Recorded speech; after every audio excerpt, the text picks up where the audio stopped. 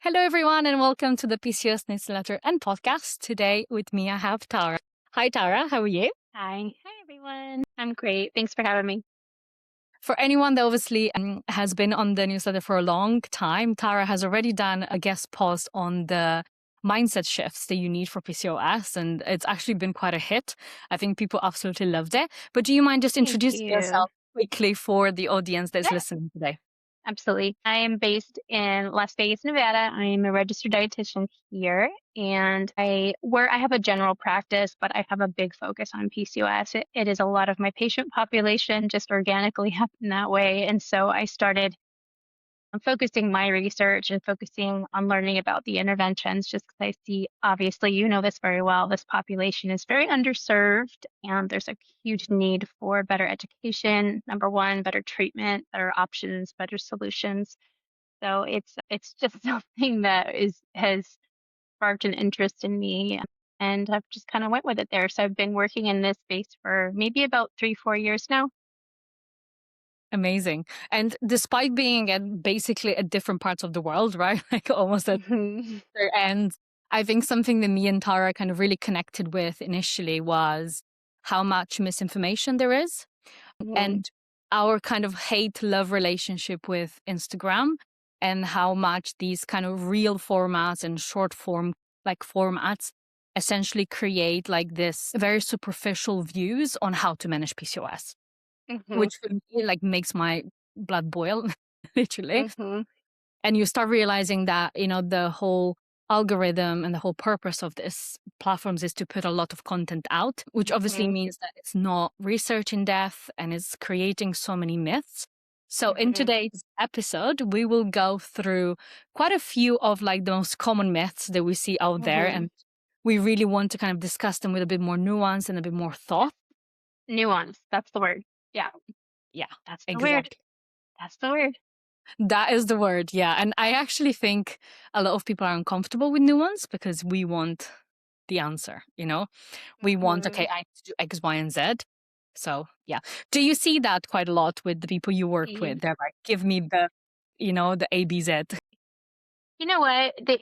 I think people they don't even see through that lens because obviously it's not what they do. But once you explain things to them and you personalize things down to them, I think there's some relief that actually happens of like, okay, somebody took this thing I heard and they applied it specifically to me and told me whether this was relevant for me or not. Because there will be things that are very relevant to people, and there will be things that are completely not even in the picture. And so that's why it's helpful to work with somebody who can look at your labs and look at your lifestyle and look at your nutrition intake and look at your symptoms and be like, hey, you don't even have to worry about this. Or, hey, this is the primary thing that you should be focused on right now. So, Exactly. Exactly. And, yeah, for anyone that is lucky enough to be able to afford that, I think that's honestly like our recommendation absolutely. always. And I think for those that don't, my recommendation is to do follow people that actually speak nuance and are able to Mhm. articulate nuance in a scientific way. So let's get started with myth number one, which is for a long time, HIIT was the thing, right? Mhm. All of the gym bros, all of the super fit like Instagrammers were hitting it hard with very high intensity interval training. Yeah. And at a certain point, we were like, well, I was one of them. I was doing HIIT on an empty stomach and at exactly. Um, and it's just because I didn't know any better, right? This was like about 5 years ago, and I was just following the trends, the Instagrams. And I think the myth here is that now HIIT training should be off limits for PCOS and we Mhm. should do it. And I really want to dig a bit deeper into that. So what are your thoughts? Yeah.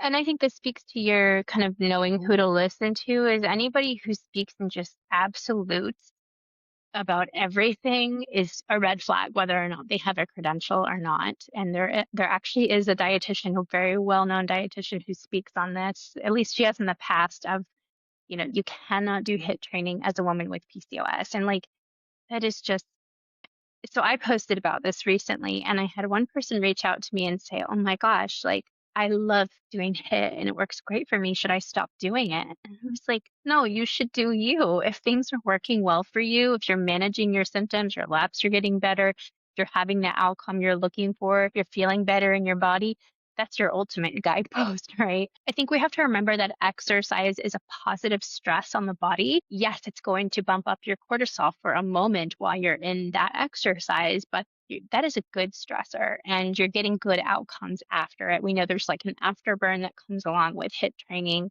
It's obviously a strength type of exercise and a cardiovascular. And we do have some evidence that it can be really beneficial, specifically. So these are studies specifically on PCOS, is that it can support primarily that insulin resistance. So that's the number one thing is knowing, okay, so there's some evidence here that it can be helpful. Now it's up to you to decide whether or not that's a good fit for you. Now I think about somebody who is chronically underslept, like they're sleeping 5, 6 hours a night chronically. That's their lifestyle. They're under eating, they're skipping meals, they're going through an extremely stressful time in their life, whatever that may be. They have all of these stressors, their body's not restored, they're not giving themselves that downtime from that HIIT training. And yeah, that's probably going to be a detriment. It's probably going to feel really bad in your body. So it's just knowing yourself, knowing where you are. And HIIT is also not meant to be used like, it's short spurts. It's 10 to 30 minutes. It's a short, hit it hard. So you should have a recovery time after that. And you should be doing other things too. You're not just doing HIIT and you're doing nothing else, right? You should be also doing some of the lower impact things. So that's kind of the advice I give people is if it's something that you really, because like I hate doing HIIT. Like I won't do it because I just hate it. It's torture. There's some people that really like it and really like the challenge. And I would hate for them to not explore that and to not integrate that into their lifestyle. If it feels good, if it's helping them based on what someone said on the internet, like that's bananas. But if you fall into that other category where you hate doing it and you're not going to show up for it consistently, that's another thing too. It's like, what are you actually going to do with some consistency? Because that's what matters, not doing HIIT once a month. And you're chronically underrested, underfed, underfueled, stressed out. Like, yeah, maybe that's probably not the time to add like a stressful form of activity. So that's my like package response to that to most people when they ask me. I love that. Yeah. And I think this is where finding a type of exercise that you truly fall in love with is so much more beneficial than going after a prescriptive exercise plan that you absolutely hate. You're never Yes. going to get to the gym. You're never going to stick to it because you absolutely hate it. 100%. However, in that, I think what you said there, this is where the way I was doing it, I personally think it was detrimental to my hormones because Hmm. I did it on an empty stomach. I did it underfed. Some people also do it whilst pursuing weight loss and calorie deficit, which obviously then puts a lot more strain into it. The thing that worries me the most with HIIT and with this in this type of circumstance where people are underfed, underslept, etc., is the loss of muscle, which we know how important muscle is for insulin resistance and energy storage. And I did a deep dive, I think, on exercise, I don't know, a few months ago, and they all have evidence for PCOS, like Yeah, strength training, HIIT, exactly. cardio, and so Yoga. then yoga, exactly, Pilates, all of Yeah, those. And I love a good spin, and I used to love HIIT. I used to be one of those people. I mean, I still love good for it, but you. I don't think I have the cardiovascular, not right now, but I don't think I have the cardiovascular like tenure for it right now. I always think that if you could mix it up, is probably you'd be in a much better position where Hmm. you get the benefits of a strength training and actually build that muscle, especially in insulin resistant, whilst getting the benefits of the cardiovascular health, but also the immediate energy burn that you get from HIIT, also with the like lower sustained cardio, right? Like running and stuff like that. Like if you could find a bit of love in all of them, I think it's kind of the Hmm. perfect situation, but obviously that might be not realistic for a lot of people. Right. But I am worried about, yeah, the people that are like doing it the wrong way, which is underfed, calorie restriction, and what that does to their muscle and hunger cues, because you will Sure. be literally scavenging the refrigerator That was me at Mhm. 3 p.m. because you've literally done this super intense workout, not ate enough protein and carbohydrates, because then you cut Mhm. carbs, because you want to lose weight. And like you're just literally eating the whole cupboard. And then all of a sudden you're Yeah. like, oh, addicted to sugar. No, you're not addicted to sugar. You're just very hungry. Yeah, exactly. Yeah, that's a great point. So I think that's my main worry there. And I would say is kind of it's false. Like HIIT training is not off limits and it shouldn't be off limits if you love it. Just make sure you do it well and not for the wrong reasons, essentially. Right. You should be resting, you should have a downtime, you should be fueled, you should be, and we can get into the weeds about whether fasted or fueled workouts. I think that's very individual, but overall, if you're under eating and you're doing that and you just went through this most crazy, or you're going through the most crazy life stress and you are just feel like you're drowning, like just do yoga. That's when you want to do yoga. Like that's when you want to lean into something that's restorative, calming, helping you bring the stress down. Because I do think the physiological mechanism behind it, which is in a very high stress environment in your body will not prioritize reproduction. So it will Yep. not prioritize ovulation. Yeah, that's You another already really good point. If you already have PCOS, which we know that our hormones are already slightly dysregulated, you're bringing on, high intensity exercise, under eating, not stress at work, running from one side to the other.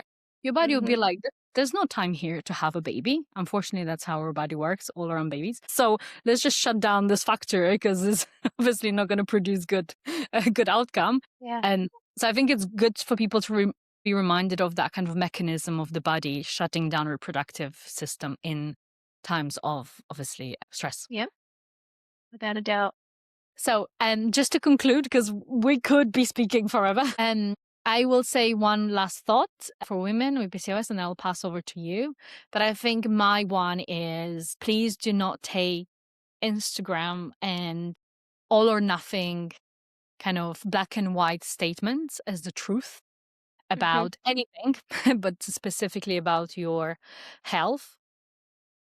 Please do understand the nuance. And there is a lot of resources like Tara's, Substack and Georgia. And there's a lot, like we share a lot between ourselves here on Substack, and every have made it their mission to go into this nuance and understand it, because it is out there. And little by little, we will be getting much better at this.